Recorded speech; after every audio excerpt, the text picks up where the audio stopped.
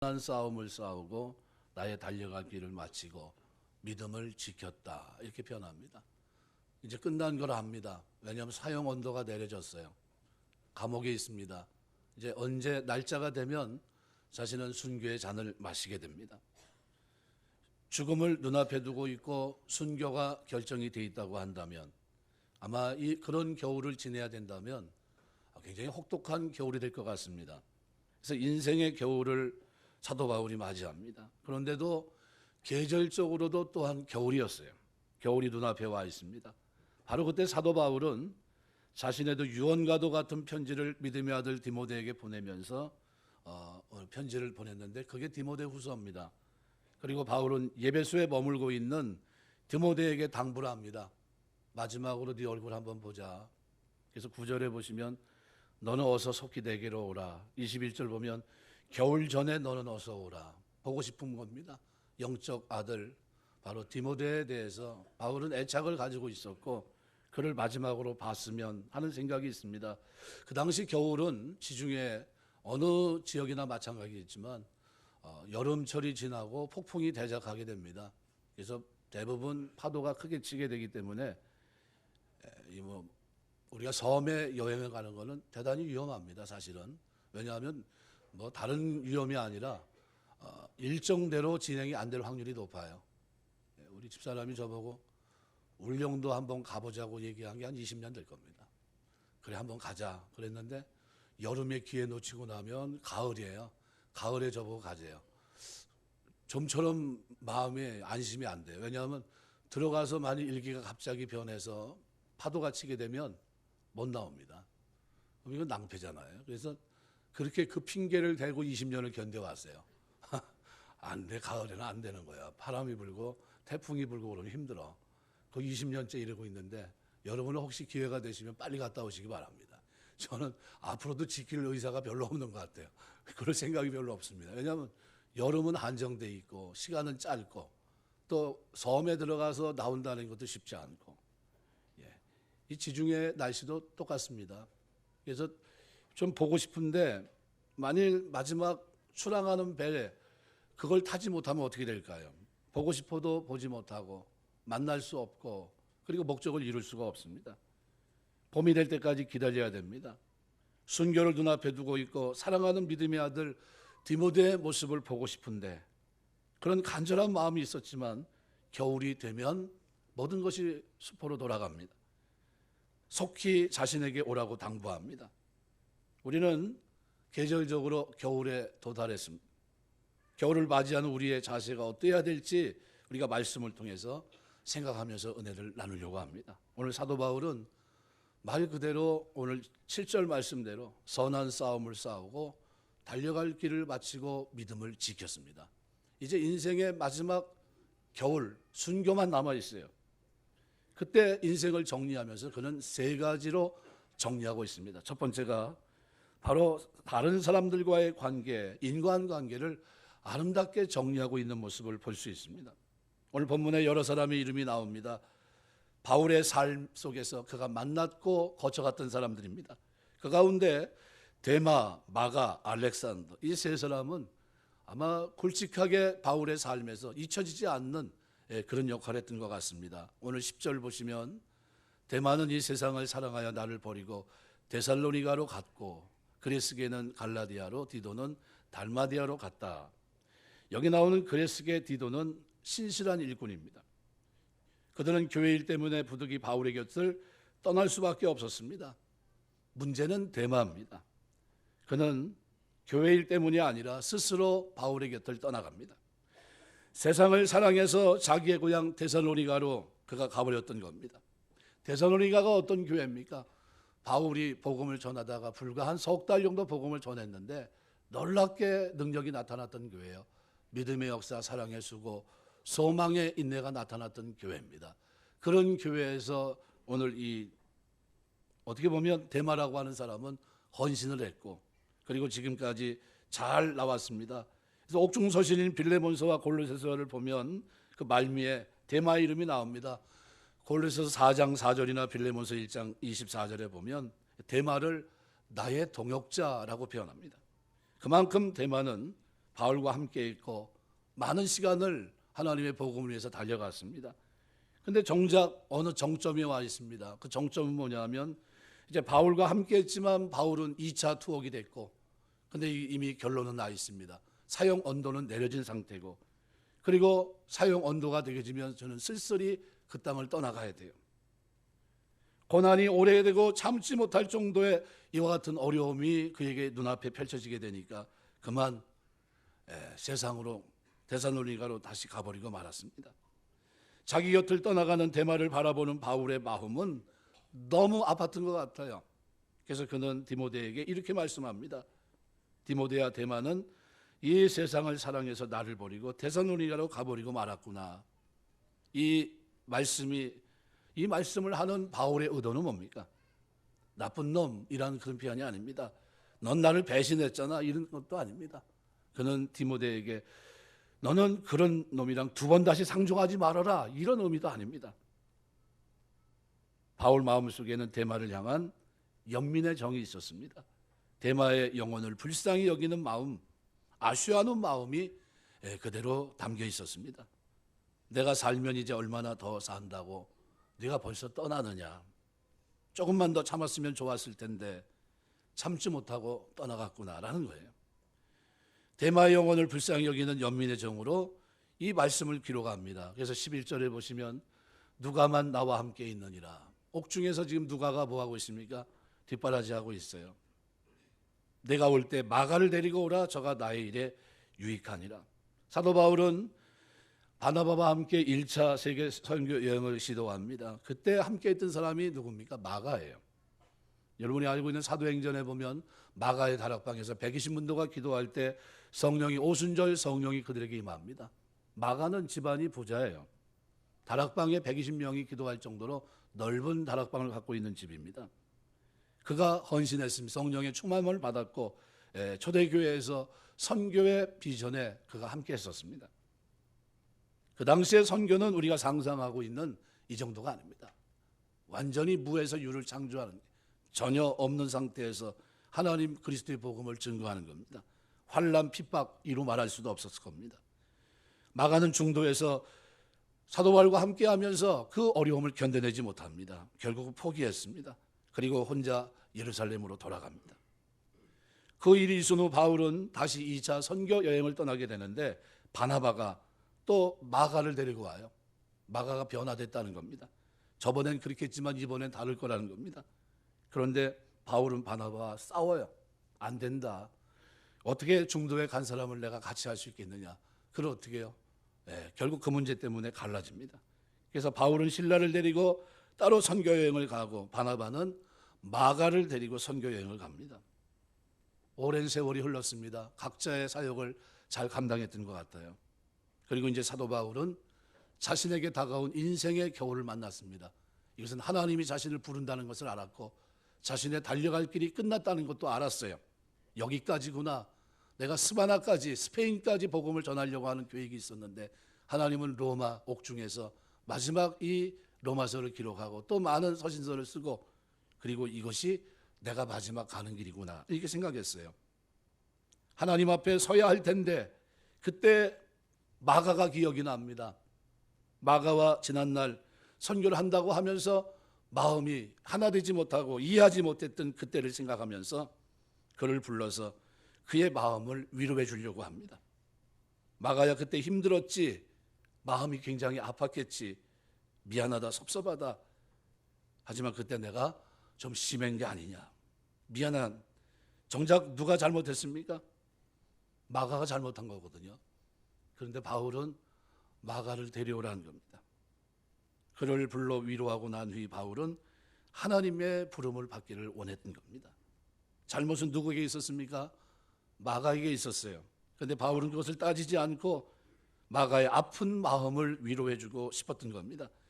이처럼 바울은 다른 사람들의 관계를 아름답게 정리하고 있어요. 인생의 겨울 마지막 지륵 같은 추위 속에서 한 치 앞도 내다볼 수 없는 그 미래 속에서 그는 하나님 앞에서의 삶을 되돌아보고 있습니다. 14절 이하에는 바울의 대적자 또 한 사람이 나옵니다. 알렉산더라는 사람이에요. 그 당시 알렉산더는 우리나라 저기 쉽게 말하면 철수영이 같은 사람들이에요. 우리 국어책 초등학교에 가면 철수영이 나오잖아요. 이 흔한 이름입니다. 그래서 이 사람이 어떤 사람인지를 구분하려면 뭐 했던 사람인지를 알아야 됩니다. 그래서 바울은 바울을 괴롭혔던 사람, 자신의 사역을 방해했던 사람이라는 것을 분명히 하게 하기 위해서 그에게 뭐를 했던 사람이다 하는 것을 구리장수 이 알렉산더를 표현합니다. 사실 바울의 사역을 되게 힘들게 했던 사람이 이 사람입니다. 그것에도 바울은 알렉산더를 저주하지 않습니다. 사사로이 그를 고발하려고 하지 않았고 14절 보니까 주께서 그 행한 대로 저에게 갚으시리니 이렇게 말합니다. 모든 것을 하나님께 맡깁니다. 내가 하는 게 아니라 누구예요? 하나님. 그래서 15절 보니까 바울은 디모데에게 주님의 몸된 교회를 위해서 그를 주의하라 당부합니다. 왜요? 복음을 전하는 말들을 왜곡시키고 계속해서 대적했습니다. 그 부분을 바울이 모르는 것이 아닙니다. 그리고 16절 끝부분에 가니까 저희에게 허물을 돌리지 않기를 원하노라. 바울의 넓은 마음을 그대로 배워주고 있습니다. 이것은 마치 예수님의 십자가상의 기도를 드렸던 그 장면을 연상하게 합니다. 주여 저들이 하는 것을 알지 못합니다. 저들의 죄를 저들에게 돌리지 마옵소서. 스데반 집사가 순교하고 돌에 맞아 죽어가는 그 순간에 드렸던 아버지여 저들의 죄를 저들에게 돌리지 마옵소서 하고 자니라 라는 말씀하고 비슷합니다. 바울은 알렉산더로부터 많은 해를 받았습니다. 그러나 모든 것을 기억하지 않습니다. 사도 바울은 인생의 겨울을 맞이하면서 너그러운 마음으로 알렉산더의 허물을 이해해주고 덮어주려고 애썼던 것 같습니다. 우리가 살다 보면 인생길을 걸으면서 때로는 대마와 같이 나의 마음을 섭섭해 하는 사람도 만날 수 있고, 때로는 마가처럼 화목하지 못하고 우리가 사과해야 될 사람도 있을 겁니다. 또 알렉산더처럼 우리에게 많은 해를 입힌 사람도 없지 않아 있을 수 있습니다. 겨울을 맞이할 때 우리가 바울처럼 너그러운 마음, 사랑의 온정을 가지고 모든 관계를 아름답게 정리할 수 있는 여러분 되시길 주의 이름으로 축원합니다. 용서해야 될 사람 용서해 주시고 사과해야 될 사람에게는 사과할 수 있는 이 신앙의 담력이 오늘 우리에게 있어야 됩니다. 오늘 바울은 바로 그것이 있었어요. 겨울을 맞이하는 그의 자세는 인간관계에서부터 되돌아보는 거였어요. 내가 잘 살아왔나? 내 삶에 잘못된 흔적은 없는가? 그렇다면 이 흔적 속에서의 잘못된 모든 부분들을 정리하려고 했습니다. 두 번째로 사도 바울은 하나님 말씀으로 인생의 겨울을 준비하고 있습니다. 사람들은 어려움이 오면 세상 방법을 취합니다. 오늘 13절에 이렇게 표현하고 있어요. 내가 올 때 내가 들어와 가보의 집에 둔 겉옷을 가지고 오고 또 책은 특별히 가죽 종류에 쓴 것을 가져오라. 디모데에게 개인적인 부탁을 합니다. 예배소에서 로마로 오는 도중 드로아에 잠시 거쳐서 들러서 자신의 가보의 집에 맡겨놓은 두 가지를 대신 가져다 달라. 이 첫 번째가 뭡니까? 겉옷이에요. 겉옷을 가지고 오고, 파일로렌이란 말은 서류 가방 또는 겉옷으로 사용된 허름한 모포를 말합니다. 지금은 잘 못 봐요. 근데 간혹 우리도 지금 그 모습을 볼 수 있는데, 모포가 있다면 모포의 가운데 머리가 들어갈 수 있게 구멍만 딱 내놔가지고 어떻게 해요? 이렇게 덮고 가는 거 혹시 보셨습니까? 영화에 보면 이렇게 나갈 때 보면 어떻게 해요? 바로 그걸 뒤집어 쓰고 나가는 거예요. 그래서 손이 다 그 안에 들어가죠. 바로 그걸 얘기합니다. 그때 모포가 얼마나 귀중했겠습니까? 두터운 굉장히 털옷 이상 가는 값어치 있는 겁니다. 겨울이라고 하는 것을 실감할 때가 있는데 서재 가만히 앉아 있어요. 가을옷처럼 그냥 잠바 같은 거 안 입고 그냥 가만히 앉아 있으면 1시간 정도 지나가면 어디서 바람이 들어오는 것 같지도 않은데 몸이 서서히 차가워집니다. 나와서 차 한 잔 마셔요. 그래서 누가 그러더라고요. 이상하게 차 마실 때마다 만나요, 사람들을. 목사님 차 하루에 몇 잔 마십니까? 쉬어보진 않았는데 한 10잔에서 그 이상 마신다고요. 계속 마십니다. 내려왔다. 차 한 잔 마시고 올라가고 누구 만나면 마시고 새벽기도 딱 끝나고 내려가면 한 잔 마셔요. 그러면 저녁 늦게 한 10시, 11시까지 이렇게 뭐 또 있다 보면 마시고. 그러다 보면 하루에 얼른 뭐 적게 잡아도 10잔입니다. 한 10잔은 마시는 것 같아요. 커피에 대해서는 일가견이 있습니다. 제가 아주 내려 마시는 것도 좋아하고 그냥 커피도 좋아하고 굉장히 좋아합니다. 그래서 한참 일찍고 마시다 보면 또 심심하잖아요. 그러면 또 반대 또 우리가 말한 대로 황금 비율 커피 막대 커피를 가지고 또 한 잔 마시고 이렇게 하다 보면 하루가 그냥 끝나요. 저는 하루가 커피로 시작해 커피로 끝납니다. 커피 너무 좋아해요. 다른 건 별로 입에 대질 않는데 그거는 뭐 아주 뭐 끝날 때까지예요. 얼마나 많은지 몰라요. 요만큼 마셔놓고 둔 게 돌아다니다 보면 어느 때 보면 한 3군데 이렇게 펼쳐져 있어요. 이게 누가 뭐 내가 마시던 거예요. 잠깐 나 식었던 겁니다. 또 합쳐요. 이걸 또 합쳐요. 어떤 때 보면 그게 또 한 잔이에요. 또 그렇게 많이 마세요. 날씨가 추워지고 감옥에 있을 때 어떨까요? 외투가 필요합니다. 얼마나 필요하겠습니까? 왜? 간혹 우리 부교육자들이 이제 사무실에 있으면 이렇게 온풍기 비슷하게 돌리는 게 있어요. 문을 탁 열고 들어가면 아우 더워요. 아우 야 이러고 있냐 문 좀 열어 환기 좀 시키지 그럽니다. 그런데 뭐라고 그러냐면 추워요. 그래요. 추워. 뭐냐면 가만히 앉아 있으니까 그게 틀어져 있는데도 어때요? 추위를 느끼는 거예요. 근데 저는 막 더워가지고 야 환기 시켜라 문 열어놔라 막 그러는데 저희 집사람이 오고 있으면 그럽니다. 아니 문 좀 닫으시라고. 문 좀 닫으래요. 춥다고. 그럼 사도 바울이 감옥에 있었다고 한번 생각해 보십시오. 어떨까요? 추웠을 겁니다. 나이가 들면 더 어떻습니까? 추위가 더 빨라요. 더 많이 느낍니다. 바울이 육신의 겨울을 맞이하면서 겉옷이 필요했던 겁니다. 맡겨놨어요. 평상시는 어떻게 됩니까? 가지고 다닐 수가 없어요. 그죠? 여름이 됐을 때는 두고 다녀야 되고 맡겨야 됩니다. 짐이 되니까. 하지만 지금은 어때요? 겨울을 눈앞에 두고 있습니다. 필요합니다. 이것이 육신을 위한 바울의 필요해요. 그럼 영적으로는 뭐가 필요할까요? 바로 하나님의 말씀입니다. 그래서 특별히 가죽 종이에 쓴 것을 가져오라. 이것은 성경책을 말합니다. 그 당시에는 성경을 양가죽에 기록합니다. 두루마리로 보관했습니다. 이 부피가 얼마나 컸겠어요. 선교 사역을 하면서 신약이 정경화되기 전입니다. 양피지에 썼어요. 그러면 그게 얼마나 많겠습니까? 대단히 많았을 거예요. 그거 들고 다니면서 선교할 수 있겠습니까? 여행이 힘들어요. 그럼 어떻게 해요? 맡겨야 됩니다. 믿을 만한 가부의 집에 그 두루마리를 다 맡겨놨어요.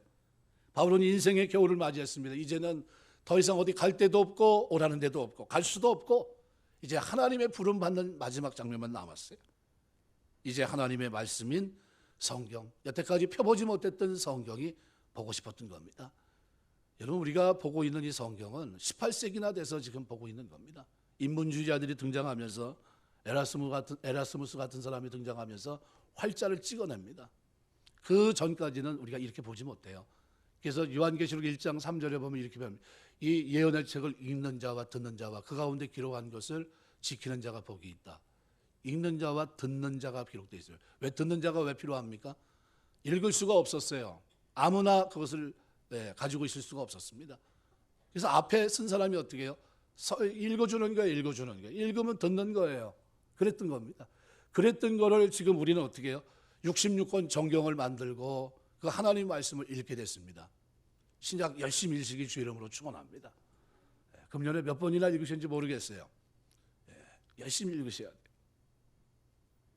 육신의 겨울을 위해서 외투가 필요했다고 한다면 인생의 겨울을 위해서는 하나님의 말씀이 필요했던 겁니다. 인생의 겨울이 찾아오면 우리는 하나님 말씀을 붙들어야 됩니다. 오늘 집사님이 간경화 진단을 받았습니다. 의사소견은 5년 넘기기 힘들다고 합니다. 인생의 겨울이 찾아온 겁니다. 충격의 말을 들은 그날 밤 이 집사님은 깊은 고독과 절망감 속에 잠이 오질 않아요. 잠을 이룰 수 없습니다. 그러다가 성경을 뒤척거렸는데 그때 눈앞에 들어온 하나님 말씀이 이사야 41장 10절입니다. 두려워 말라 내가 너와 함께함이라. 놀라지 말라 나는 내 하나님이 됨이니라. 내가 너를 굳세게 하리라. 참으로 너를 도와주리라. 참으로 나의 의로운 손으로 너를 붙들리라. 이 말씀을 보면서 눈물이 그냥 흘러요. 하나님 진짜 저를 붙들어 주실 건가요? 나와 함께 하십니까? 저를 굳세게 할 겁니까? 나를 도와주실 겁니까?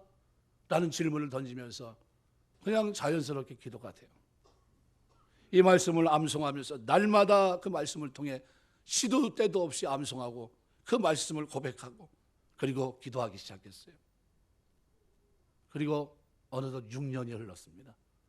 몇 년 산다고 했는데요, 5년 산다고 했는데 6년이 됐어요. 그리고 의사가 자기 의사생활 30년에 이런 기적은 두 번째 봅니다, 이렇게 얘기합니다. 뭐냐 하면 간의 균이 보이지 않는다. 6년째 검사를 했는데 간의 균이 보이지 않는다는 거예요. 구약 신약이 최고로 좋은 약인 줄 믿습니다. 성경 읽다 보니까, 묵상하다 보니까 그렇게 된 거예요. 우리가 하가 한다는 말은 굉장히 좋은 말입니다. 주야로 묵상하는 자가 복이 있어요. 누가 복이 있냐? 바로 하나님 말씀 가까이 하는 사람 복이 있습니다. 두 번째 인생을 사는 겁니다. 우리는 떡으로 사는 존재가 아니에요. 하나님의 입으로 나오는 말씀으로 사는 존재입니다. 사도 바울이 바로 그것을 알았어요. 이번 인생의 겨울을 맞이하면서 바울이 마지막 가졌던 건 말씀입니다. 특별히 가죽 종이에 쓴 책을 내게로 가져오라. 이 말씀을 붙들고 어떻게 해요? 하나님 앞에 무릎 꿇었던 겁니다. 사도 바울의 당부처럼 하나님 말씀을 가까이 할 수 있는 여러분 되시길 주의 이름으로 축원합니다. 최소한 저는 그렇게 생각을 합니다. 성경을 하도 안 보니까 아이들한테 성경책을 졸업할 때 하나씩 사줘요. 그리고 꼭 한 번만 봐라, 이렇게 부탁을 합니다. 근데 잘 안 봐요. 잘 안 봅니다. 여러분, 나이만큼은 성경 보시길 주의 이름으로 축원합니다. 나이만큼 성경 보신 분 있습니까? 서로 째려보는 것 같아요. 저 사람이 이상한 질문 해가지고 말이야. 그러지 않아도 지금 늘 시간이 없어서. 그런데 나이만큼은 성경 보시길 주의 이름으로 부탁드립니다. 보셔야 돼요. 왜냐하면 젊었을 때 안 보면 나중에 저희 외할머니 보니까 돋보기 가지고 보시더라고요. 그래서 본 건 아닌데 늘 성경을 가까이 하세요. 제가 어렸을 때 기억은 외할머니 매일 그 돋보기 가지고 성경책 보고 있으면 이렇게 보면 글자 한자가 어마어마하게 큽니다. 그거 뺏어가지고 저는 가가지고 이게 신발 태우고 그거 이제 하다가 잡히면 야단 맞고 그랬던 기억이 있는데, 여러분 성경을 가까이 하셔야 돼요. 내 인생에 겨울이 찾아왔을 때 그때 내가 하나님 앞에 무릎 꿇어야 됩니다. 하나님께 내가 해결할 수 있는 방법이 아닙니다. 하나님의 은혜가 필요하고 하나님이 도와주셔야 됩니다. 그리고 매달려서 기도해야 되고 그때 말씀 붙들어야 됩니다. 세 번째로 사도 바울은 하나님의 변함없는 사랑을 생각하면서 하나님께 자기 인생을 돌아보며 깊은 감사를 드립니다. 사자 입에서 건지웠느니라. 사실 AD 58년 예루살렘에서 체포됐고 가이사랴로 호송됐고 2년간 우리 말 그대로 연금 상태에 있습니다. 로마로 호송돼서 재판을 받았고 AD 63년 그가 1차로 자유자가 됩니다. 근데 자유자가 됐으면 참 좋은데 2차 투옥이 돼요. 그리고 2차 투옥에서는 영영 나오지 못합니다. 사자의 입에서 건지웠느니라. 바로 그걸 얘기합니다. 1차로 자유자가 됐었어요. 그런데 이번에는 만만치 않아요. 만일 우리가 이 땅의 삶을 정리하고 내일 가야 된다면 무엇을 하시겠습니까? 지금까지 지나온 곳에 대해 생각하면서 우리는 하나님 앞에 그 은혜 앞에 감사할 수밖에 없어요. 오늘 17절에 보니까 오늘 사도 바울이 말합니다. 주께서 내 곁에 서서 나에게 힘을 주심은 나로 말미암아 선포된 말씀이 온전히 전파되어 모든 이방인이 듣게 하려 하심이니 내가 사자 입에서 건짐을 받았느니라. 이 받은 이유가 뭡니까? 이 말씀을 이방인에 듣게 하시기 위해서 하나님이 나를 건져주셨다는 겁니다. 내 곁에 서서 나에게 힘을 주셨다는 거예요. 하나님이 함께 하신 그 하나님을 얘기합니다. 변함없이 사랑하시고 늘 함께 하신 하나님, 이것이 바울이 경험한 하나님입니다. 바울에게 힘을 주셨고 그를 강건하게 해주셨습니다. 복음 전파의 사명을 완수할 수 있도록 그를 하나님께서 붙들어 주셨습니다. 선한 싸움을 싸우고 달려갈 길을 마치고 믿음을 지켰으니 이제후로는 나를 위해 의의 면류관이 예배되었으므로 주 의로우신 재판장이 그날에 내게 주실 것이며 내게만 아니라 주의 나타나심을 사모하는 모든 자에게니라. 이 말씀을 준비하다가 제가 이건 송구 영신 예배 때 이 말씀을 묵상하려고 합니다. 이 말씀을 묵상하다가 뒷부분을 제가 선택했어요. 주일 예배 때 이 말씀을 드리고 그 앞부분은 송구 영신 예배 때 말씀을 드려야 되겠다. 그래서 디모데후서 4장을 가지고 이번 해를 마무리해야 되겠다 이렇게 생각을 했습니다.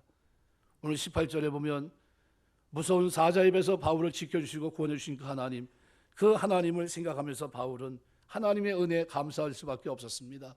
뿐만 아니라 18절 기록한 그대로 주께서 나를 모든 악한 일에서 건져주시고 또 그의 천국에 들어가도록 구원하시리니, 우리 신앙생활은 하나님의 은혜입니다. 자기가 이렇게 잘했다고 표현하고 있질 않아요. 주께서 나를, 누가요? 주께서 나를 모든 악한 일에서 건져내시고 천국에 들어가도록 구원하시리니, 확신입니다. 에베네셀의 하나님이 지금까지 바울의 도움이 되셨고, 임마누엘 하나님은 지금까지 바울과 함께하면서 그를 지켜 이방인의 사도로서의 사역을 감당케 하셨고, 여호와의 하나님은 영원한 천국을 예비하시고 바울의 걸음걸음을 그곳으로 인도해 주셨고, 여호와 니시 하나님은 마침내 바울로 하여금 면류관을 바라보게 하십니다. 최종적이고 궁극적인 승리를 얻게 하십니다. 바울은 이것을 지금 확신하고 있어요.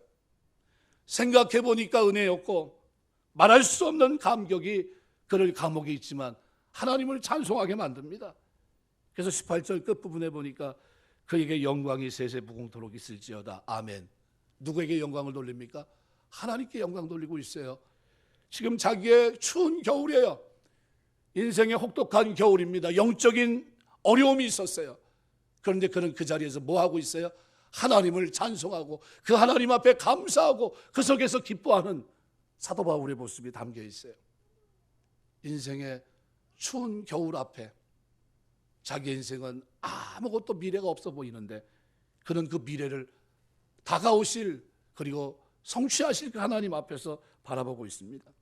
중세 니콜라스라고 하는 순교자가 있었는데 내일이면 화형 불에 타 죽게 됩니다.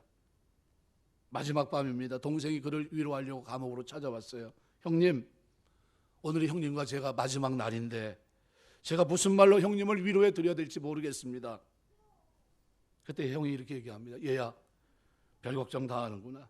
나는 오늘도 평소와 같이 두 다리 쭉 펴고 편안한 잠을 잘 거다. 한숨 푹 자고 일어나면 내일은 영원하신 주님의 품 안에 내가 안기게 되겠지. 그러니 너는 걱정 말고 집으로 돌아가거라. 그를 보냅니다. 이것이 성도고 이것이 오늘 우리의 모습이 되시길 주의 이름으로 축원합니다. 죽음 너머에 있는 영원한 천국을 바라볼 수 있는 믿음이 오늘 우리에게 있어야 될 줄 믿습니다. 여러분, 우리의 마지막은 이렇게 달라야 돼요.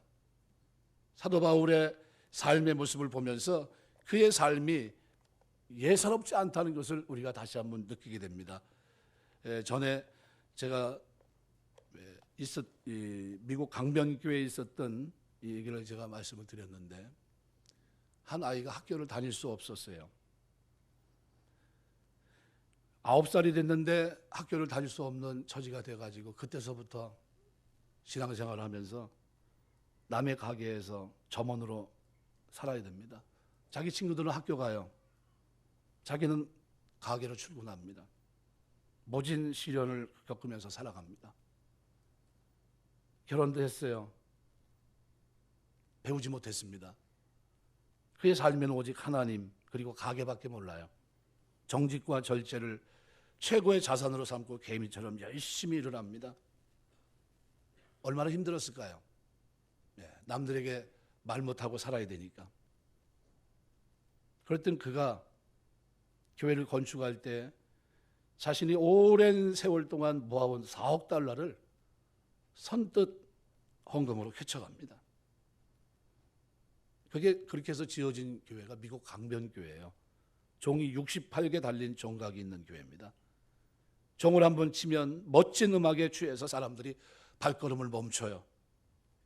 120년 전에 세워진 이 교회는 바로 이 소년에 의해서 세워졌어요. 평생을 감사와 은혜에 젖어 살다가 그는 천국으로 갑니다. 근데 훗날 그의 자손들은 큰 축복을 받았는데 그 손자가 세계적인 부호인 록펠러예요. 그는 사업 성공의 비결을 이렇게 얘기했습니다. 교회를 건축한 분은 할아버지입니다. 그리고 그 복을 받는 사람은 자손들이었습니다. 선한 일은 자손들에게 세습되고 자자손손 형통하게 하는 복의 씨앗이 된다고 하는 것을 분명히 보여준 겁니다. 인생의 겨울 앞에서 록펠러의 할아버지는 어떻게 살아갔어요? 믿음을 지키며 묵묵히 주어진 일에 최선을 다하며 하나님만 위하고 하나님만 높이며 살아갑니다. 그리고 달려갔는데 하나님이 그의 인생을 축복하셨고 그의 후대를 축복하십니다. 말씀을 맺겠습니다. 겨울입니다. 겨울이 되면 준비할 게 참 많아요. 김장도 해야 되고 두툼한 옷도 필요하고, 그죠? 두툼한 이불도 필요하고. 근데 더 중요한 것은 우리 인생의 겨울을 맞았을 때입니다. 이거는 돈만 있으면 살 수 있는 것이지만 인생의 겨울에서는 그게 안 돼요. 악인은 한 번 넘어지면 일어나지 못합니다. 그러나 의인은 7번 넘어져도 일으킵니다. 왜요? 하나님이 그를 아시기 때문입니다. 인생의 겨울을 맞이한 오늘 우리에게 진짜 필요한 것이 있다면 바로 이 세 가지가 아닌가. 바울은 자신의 인생을 정리하면서 이 세 가지로 정리하고 있어요. 나와 너와의 관계를 아름답게 정리해야 됩니다. 다른 사람과의 화목한 관계가 되지 못한 것이 있었다고 한다면 깊이 생각하면서 용서하는 시간이 있어야 돼요. 내가 사과해야 될 사람에게 사과하고, 우리에게 이러한 겸손한 믿음이 있을 때 우리 인생의 겨울은 추운 겨울이 아니라 따뜻한 겨울이 될 줄 믿습니다. 제가 하나님 부름을 받고 신학하기 전 6개월 동안 회개한 기도 제목이 히브리서의 기록 말씀, 모든 사람으로 더불어 화평함과 거룩함을 쫓으라. 이것이 없이는 아무도 주를 보지 못하리라 라는 말씀이에요. 그 말씀을 붙들고 얼마나 많이 울었는지 모릅니다. 잘못 살았습니다. 하나님 이게 아닌데. 그러면 마지막 결론은 뭐냐 하면 저에게 이렇게 살 능력이 없습니다. 도와주십시오. 하나님의 은혜가 아니고서는 저는 이렇게 살지 못합니다.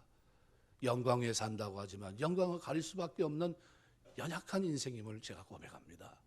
하나님 인생을 맡깁니다. 붙들어 주시고 이렇게 살 수 있도록 도와주십시오. 기도했어요. 6개월간 하나님 앞에 그 문제를 가지고 기도했어요. 용서해 주시면 제가 신학하겠습니다. 그리고 남은 생에 주의 영광에 살겠습니다. 그거 제가 6개월 기도했어요. 그러면 지금 온전할까요? 천만에요. 똑같아요. 여전히 하나님 앞에 기도하고 있어요. 하나님, 저 부족합니다. 얼마나 허물이 많은지 다니면서 상처만 주고 다닙니다. 용서해 주십시오. 이게 저예요. 이게 제 진짜 모습이고 하나님은 그런 저를 받아주셨어요. 인생의 겨울은 누구에게나 다 있습니다. 겨울에서 제일 먼저 인간관계를 아름답게 하셔야 돼요. 두 번째는 그 겨울을 맞이할 때 제일 중요한 거는 말씀 앞에서의 삶이에요. 하나님 말씀, 그것만이 나이가 위로가 되고 그것만이 소망이 되고 그것만이 우리에게 능력이 되는 줄 믿습니다. 나이 드니까 눈이 흐려지고 기억도 쇠해지고 귀도 어두워진다는 어른들 많이 맞아요. 젊었을 때는 우습게 봤어요. 왜 선배들이 있고 그러면 안경 쓰고 이렇게 침침하게 쳐다보면 그러면 옆에서 안 보이나 보죠. 이렇게 얘기했어요. 안 보이나 보죠. 난 잘 보이니까, 나는 뚜렷하게 보이니까. 근데 선배들이 이렇게 하고 있는 거 보면 우습기도 하고, 그래서 그랬어요. 잘 안 보이나 보죠. 그러면서 웃어요. 웃어요. 너도 그럴 때 있다 이제 봐라 이제 그랬어요. 근데 너는 안 올 줄 알았어요. 그럴 때가. 요즘은 안경 없으면 안 돼요. 또 이것이 껴야 됩니다. 껴야 보이고 그래요. 뭐 책을 보려고 그러면 안경부터 제가 어디다 뒀나. 가끔 뭐하다 안 보이면 안경 찾으러 와요. 안경 내가 어디다 뒀나. 더 늦기 전에 말씀 가까이 하시길 주의 이름으로 축원합니다. 이것이 우리 마음속에 새겨지고 우리 삶의 능력이 되어야 됩니다. 소망의 말씀, 치유의 말씀, 축복의 말씀을 붙들고 확신하면서 인생의 겨울 앞에서 믿음으로 승리하시는 여러분 되시길 축원합니다. 마지막으로 인생의 겨울이 찾아오면 그동안 하나님이 베풀어 주신 놀라운 은혜와 변함없는 사랑을 기억하셔야 됩니다. 저는 시편 57편을 묵상하면서 인생의 겨울을 만났던 다윗, 사울의 핍박 속에 10년간 도망자의 생활을 합니다. 소망이 없어요. 아무리 생각해도 내가 왜 이렇게 살아야 되는지. 사무엘을 통해 기름 부음을 받고 왕이 될 거라고 했는데 언제 내가 왕이 된다고 한 적도 없는데 그것 때문에 자기가 핍박을 받고 사위가 됐음에도 억울한 일을 계속해서 당합니다. 답도 없는 것 같고 그런 세월을 살면서 어떻게 해요? 전전함, 집에도 돌아가지 못하고 도망자의 생활을 살아갑니다. 굴 속에 숨었는데 그만 막다른 골목이었어요. 군사들이 왔습니다. 사울까지 왔고 다 왔어요. 엔게디 굴입니다. 그들이 만일 수색을 하게 되면 어떻게 될까요? 꼼짝없이 잡혀 죽어야 돼요. 그 마지막 결정적인 순간에 군사들이 들어오는 게 아니라 누가 들어와요? 사울이 들어오는 겁니다. 사울 왕이 뭐하러요? 발가리로. 쉽게 말하면 잠을 자든지 용변을 보든지 그러기 위해서 어딜 들어왔어요? 같은 굴에 들어왔어요. 그러면서 지금 기회가 누구에게 주어진 겁니까? 자신에게 주어졌어요. 죽일 수 있는 기회가. 그때 얼마나 감격했을까요? 자기 영혼이 지금까지는 하나님을 몰랐던 것 같아요. 뭐라고 표현하냐 하면 7절에 이렇게 말해요. 하나님이여 내 마음이 확정되고 내 마음이 확정되었사오니 내가 노래하고 내가 찬송하리로다. 내 영혼아 깰지어다. 비파와 수금아 깰지어다. 내가 새벽을 깨우리로다. 지금까지 자기 영혼이 하나님에 대해서 어떻게 잘 몰랐던 것 같아요. 잠잠했던 것 같아요. 인생의 겨울 속에서 추위 속에서 그 고난 환난 속에서 하나님 앞에 매달려 봤지만 확신이 없었어요. 엔게디 굴에 사울이 들어오고 그를 죽일 수 있는 기회가 주어지고 그리고 무난히 이 모든 상황이 끝나게 됐을 때 그때 비로소 알게 됐던 겁니다. 그래서 시편 57편은 이렇게 말합니다. 하나님이여 내게 은혜를 베푸소서. 내게 은혜를 베푸소서. 내 영혼이 주께로 피하되 주의 날개 그늘 아래 이 재앙들이 지나기까지 피하리이다. 내가 지존하신 하나님께 부르짖으오.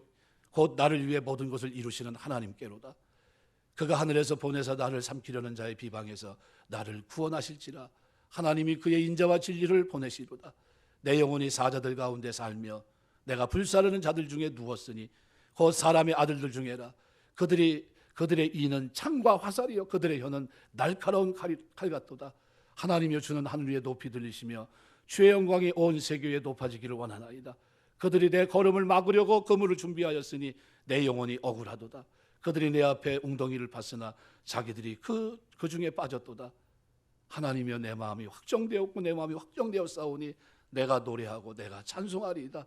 내 영혼아 깰지어다. 비파야 수금아 깰지어다. 내가 새벽을 깨우리로다.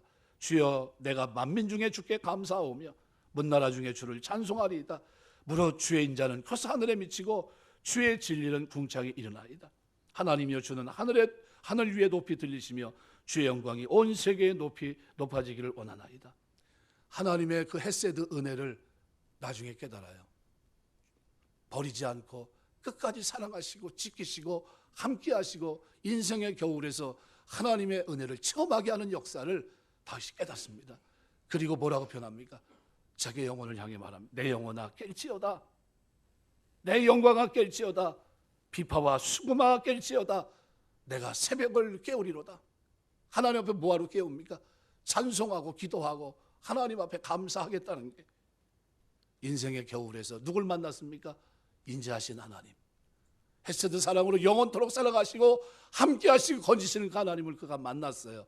만나고 나니까 노래하고 있어요. 오늘 본문의 사도 바울이 마지막 장면에서 바로 그 하나님을 노래하고 있는 겁니다. 실컷 매맞고 노래하는 것이 아니라 자기의 인생을 돌아보면서 하나님의 은혜였습니다. 나로 하여금 하나님을 찬송할 수 있도록 하신 하나님의 은혜였습니다. 이 모든 것이 하나님입니다 하면서 하나님 앞에 영광을 돌리고 있습니다. 우리가 겨울을 맞이했습니다. 때로는 인생의 추운 겨울을 지나갈 때가 있습니다. 그때 여러분이 꼭 기억할 것은 하나님 말씀이고 하나님의 은혜인 줄 믿습니다. 이것이 여러분 마음속에 있어서 하나님을 만나고 여러분의 인생의 겨울에서 하나님을 찬송하는 역사들이 나타나게 되시길 주의 이름으로 축원합니다. 기도하겠습니다.